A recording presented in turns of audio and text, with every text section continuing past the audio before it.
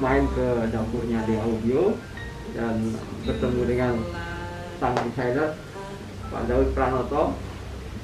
Ya, kita kenal Pak Daud dengan beberapa model speakernya yang pernah juga tampil di arena pameran IGX Audio Video Show. Nah, kami ingin tahu bagaimana Pak Daud mendesain speaker, bagaimana Pak Daud memilih komponen-komponen yang punya kelas untuk membuat speaker ini jadi tampil berkelas. Oke, Pak Daud, gimana? Mungkin ini kan saya lihat speaker barunya nih, Amora ya. Amora.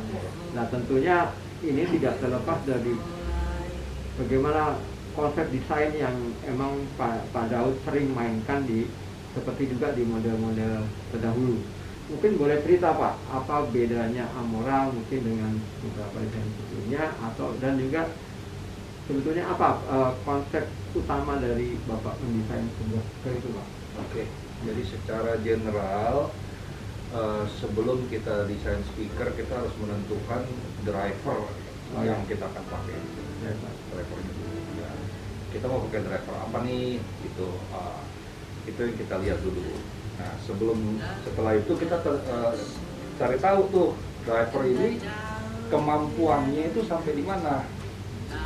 Nah, itu dengan cara kita pertama baca dari TS parameternya dulu, ya kan? Yang kita perlukan tuh maunya apa kita pakainya satu cukup, atau kita mesti desainnya tuh pakai MPM, jadi pakai dua drivernya dengan satu tweeter. Nah, itu kita tentuin dulu, ya kan?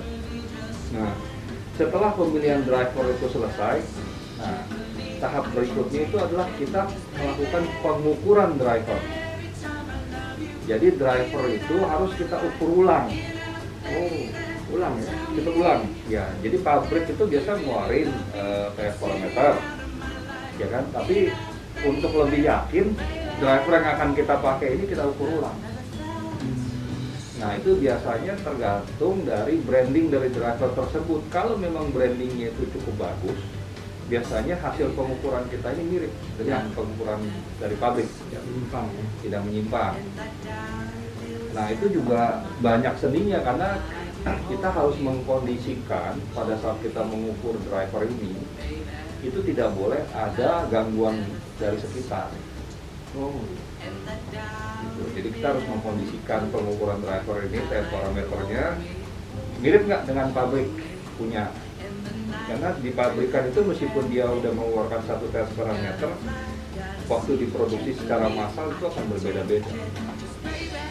Potensialnya ada ya? Ada, pasti beda. Nah, kalau kita punya dana lebih, ya kita belinya jangan satu pasang, jangan dua pasang. Kita beli beberapa pasang, dari situ kita cari yang match. Jadi driver ini juga beli 10 dari pabrik, belum tentu 10-nya sama semua, pasti nggak sama. Apakah 10-nya bisa dipakai? Bisa. Jadi dari 10 itu kita cari yang match pair semua. Kalau kita pakainya dua kiri kanan yang semua karakteristiknya sama sesuai dengan pengukuran kita. Nah, dari situ kita desain box. Box dulu desain box dengan parameter yang kita ukur. Dengan parameter yang kita ukur, kita desain boxnya. Nah, desain box itu cukup rumit, tidak semudah seperti yang dibayangkan. Karena kita biasa udah punya idealisme, target. Speaker ini minimum 40 lah saya maunya. Gitu misalnya. Saya mau coba nih dengan driver 6,5 inch 40 bisa keluar enggak? Nah, kita coba desain box yang 40. Nah, dengan kita FS-nya itu keluar di 40, F3-nya ternyata mid-nya kompromis enggak? Mid-mediumnya. Wah, kalau mediumnya kompromis ya terpaksa mungkin kita desainnya kita naikin ke 50 atau 45 supaya nggak kompromis. Ya kan? Bisa nggak kita desain boxnya seperti itu? Nah, itu kita bikin simulasi. Nah, habis itu Twitternya kita mau pakai apa? Nah, itu beda lagi, kita tentuin dulu. Oh, oke, saya mau pakai Raal misalnya yang ini. Raal kemampuannya bisa sampai 50.000 Hz. FS-nya dia bisa di 1 kilo. Nah, kita mulai cari titik potongnya tuh. Jadi prosesnya panjang. Nah, kalau itu udah dapet, oke, kita bikin boxnya. Tahap berikutnya crossover. Yang biasanya take time banget itu bikin box ya, karena itu Box dan crossover. box dan crossover. Ya. Ya. Karena membuat satu crossover itu tidak mudah. Nah, kebanyakan orang dibalik. Ya. Saya bikin crossovernya dulu, baru saya bikin boxnya. Bisa nggak? Iya, kalau dibilang bisa ya bisa. Tapi saya nggak milih cara itu. Saya pilih desain box dulu, udah selesai. Speaker driver masuk ke dalam box tanpa crossover, kita ukur ulang behavior dia di dalam box seperti apa, baru kita bikin crossover. Ya, soalnya ada pendapat kenapa bikin speaker itu lebih sulit daripada ampli, yaitu karena boxnya. Ya, speaker ada aspek elektronik, ada aspek mekanik, Ya. ya kan, dan otomatis suara. Oke. Oh, saya pikir tadi membuat sebuah speaker itu kita sebagai desainer kita membayangkan saya pengen suara seperti apa. Tadinya saya pikir gitu, dan itu iya benar ya. Lalu kita terjemahkan dengan pemilihan drivernya. Betul. Pemilihan driver, pemilihan boxnya, lalu driver ini mampu atau enggak, ya kan? Dari segi sensitivitasnya kita pertimbangkan dulu apakah dengan tweeter ini bisa ngimbangin midrange-nya atau midrange-nya terlalu besar atau terlalu kecil atau sebaliknya. Itu yang mesti kita lihat. Nah, satu lagi bahan. Saya ini seperti yang diperlihatkan di video ini nanti. Di audio tuh memakai sebuah kayu yang untuk kabinet ya, kayu yang apa dia grade-nya marine grade. Ya. Nah, mungkin boleh cerita ini kenapa alasannya? Oke. Kita lihat dari bahannya, kenapa kita tidak menggunakan bahan dari kayu asli.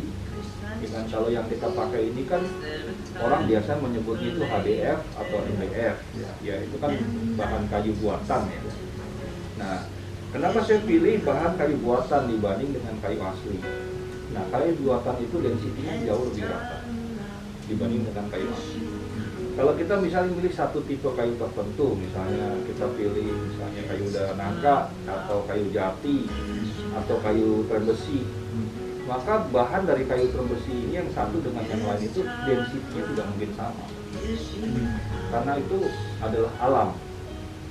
Itu memang ada range-nya. Beratnya 1 meter kubiknya sekian ton, itu density-nya sekian. Yang kayu A, kayu B sekian ratus kilo, tapi kan tetap ada range. Jadi dan itu satu. Kedua, kekeringannya, tingkat kekeringannya dia juga tidak mungkin sama, kecuali kita punya mesin, kita masukin di clean dry 95% kayak kualitas ekspor. Habis itu kita taruh di tempat kita pun jadi lembab lagi. Nah, itu yang waktu awal saya udah kita pakai MDF aja atau pakai HDF. Nah, kayu yang dipilih ini kebetulan HDF, high density marine grade, itu density-nya cukup rata, cukup padat, dan dia tahan air, jadi tidak terlalu terpengaruh dengan kelembapan udara di sekitar. Iya, bagus ya. Dan itu akan membuat kabinet dari speaker ini jadi apa? Rigid ya. Rigid, lebih stabil Ya. Tidak terlalu tergantung terhadap temperatur sekitar, yang suaranya tidak berubah, gitu. Tetap konstan. Ya. Dan itu membuat speaker ini, makanya speaker di audio berat-berat. Orang biasa jualnya per kilo aja. Kiloan aja jualnya. Kiloan aja, jangan sekilo berapa. Jadi khusus untuk Amora juga di audio membuat sebuah stand khusus. Bisa dilihat nanti di gambarnya. Dan ini memakai kayu itu juga. Iya, pakai kayu marine juga sama, ya. HDF ya. Jadi itu memang stand-nya itu kita rangkep, kalau saya nggak salah di rangkep 12. 12. Ya. Ya itu cukup solid sih, karena stand itu mempunyai pegangan sangat penting. Ya. Ya bisa 10-20% pengaruh ke suara. Jadi kalau kadang-kadang stand cuma asal berdiri aja, asal setinggi kuping, wah itu nggak benar. Kalau menurut saya sih ya pribadi itu kurang cocok. Karena ketinggian dari stand itu satu, kedua material dari